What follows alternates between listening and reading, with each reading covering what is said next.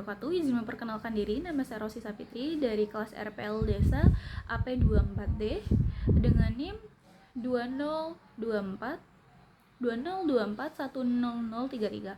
Di sini saya izin memaparkan materi tentang apa yang saya sudah dapat pada video yang telah Bapak share di link e-learning.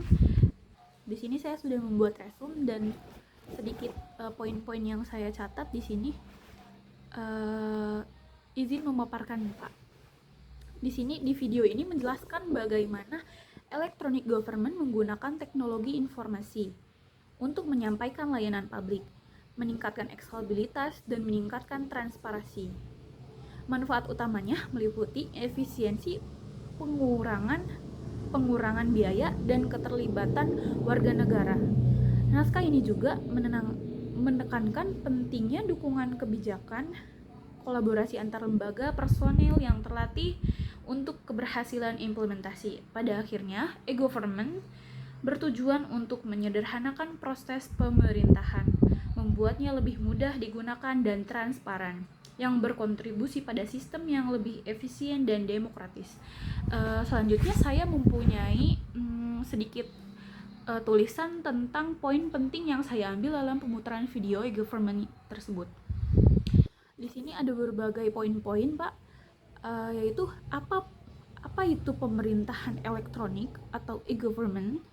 Pemerintahan elektronik atau e-government memacu pada penggunaan teknologi informasi oleh pemerintah untuk menyediakan layanan dan informasi kepada warga negara, bisnis, warga negara, bisnis, dan entitas lainnya yang bertujuan untuk membuat operasi pemerintah lebih efisien dan mudah diakses.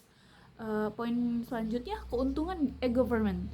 Keuntungan utama dari e-government meliputi peningkatan akses publik terhadap layanan, peningkatan efisiensi,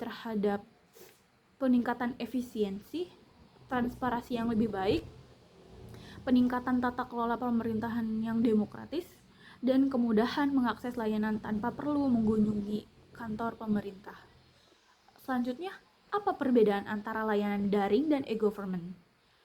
Layanan daring mungkin hanya menawarkan layanan melalui situs web atau platform daring, sementara e-government melibatkan integrasi yang lebih luas dari berbagai sistem dan departemen yang memungkinkan layanan publik yang saling terhubung dan lancar.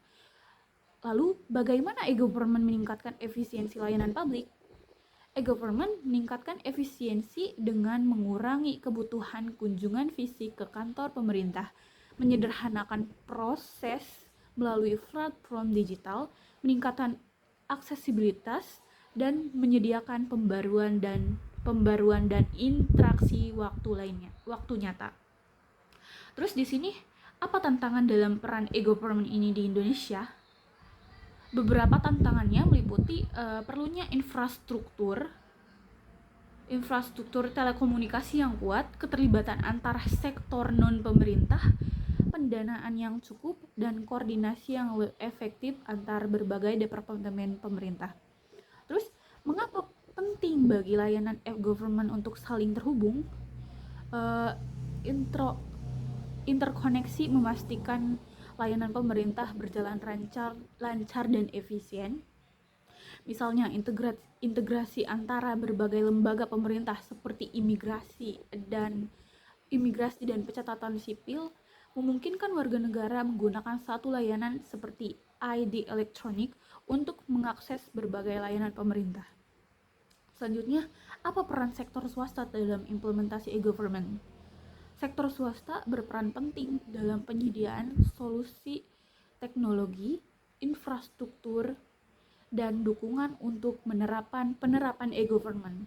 Kemitraan publik swasta membantu mengembangkan sistem dan platform yang dibutuhkan untuk layanan e-government yang efektif. Selanjutnya, apa saja jenis layanan e-government dan apa perbedaannya? Ada 3 jenis, Pak. Yang satu terlibatkan menyediakan informasi melalui situs web. Yang kedua, berinteraksi, yaitu kemungkinan komunikasi dua arah antara pemerintah dan warga negara. Dan yang nomor 3 yaitu bertransaksi, kemungkinan transaksi keuangan atau layanan seringkali melibatkan pihak ketiga yaitu bank, seperti bank. Terus apa saja faktor kunci keberhasilan penerapan e-government? Implementasi yang sukses memerlukan kebijakan yang jelas, pendanaan yang memadai, infrastruktur yang kuat, sumber daya manusia yang terampil, kerangka hukum serta komunikasi dan koordinasi yang efektif antara entitas pemerintah.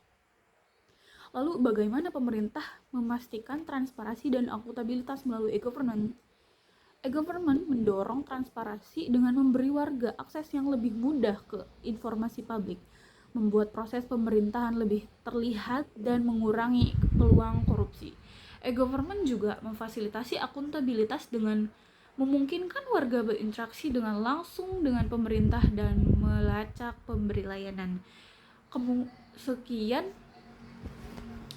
Sekian poin-poin yang saya dapat dari video yang telah saya putar.